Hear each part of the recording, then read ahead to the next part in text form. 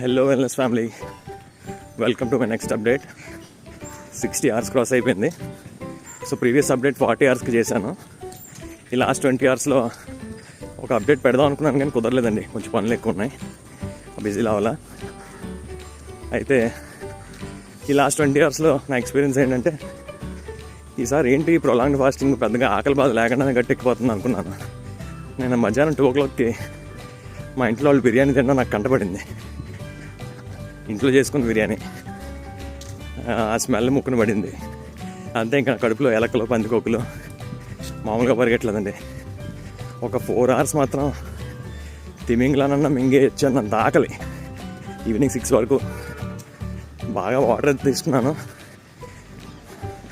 ఇంకా ఉన్న పనులన్నీ చేసుకున్నాను. బయటికి వెళ్ళిపోయి ఇంట్లో ఉండకుండా పర్సనల్ వర్క్స్, అలాగే బిజినెస్ వర్క్స్ అవన్నీ చేసుకుని 6 o'clock ఇంటికి వచ్చాక కొంచెం కూల్ డౌన్ అయింది.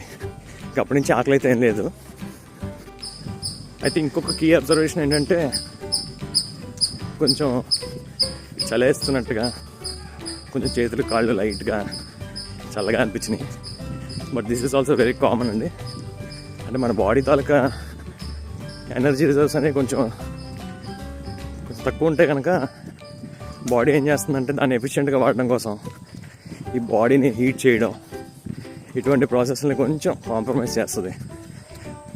ఈ ఏదైతే థైరాయిడ్ హార్మోన్ T3 అనేది యాక్టివ్ స్టేట్లో ఉన్న హార్మోన్ మన బాడీలో ఉంటుందో దాని లెవెల్స్ తగ్గడం, ఇవన్నీ జరుగుతూ ఉంటాయి.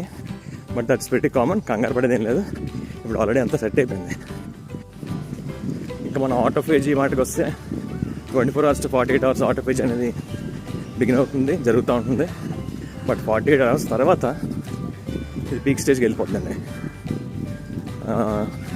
మన బాడీలోని immune cells, white blood cells ఏవైతే ఉన్నాయో అందులో ఓల్డ్ అయిపోయినవి, అలాగే టయర్డ్గా ఉన్నవి, ఎఫిషియెంట్గా పనిచేయనివి, అలాగే డ్యామేజ్డ్ ఈ వైట్ బ్లడ్ సెల్స్ అన్నింటిని స్కాన్ చేసి బాడీ కిల్ చేయడం స్టార్ట్ చేస్తుంది. వాటిని కూడా కన్జ్యూమ్ చేసేసుకుంటుంది. దీనివల్ల ఏంటంటే టెంపరీగా కొంచెం ఇమ్యూనిటీ లెవెల్ అనేది తగ్గే అవకాశాలు ఉంటాయి. వైట్ బ్లడ్ సెల్ కౌంట్ కూడా కొంచెం తగ్గుతుంది. బట్ నెక్స్ట్ ఏం జరుగుతుంది అన్నది చాలా ఇంట్రెస్టింగ్. యాక్చువల్గా చెప్తాను మీకు.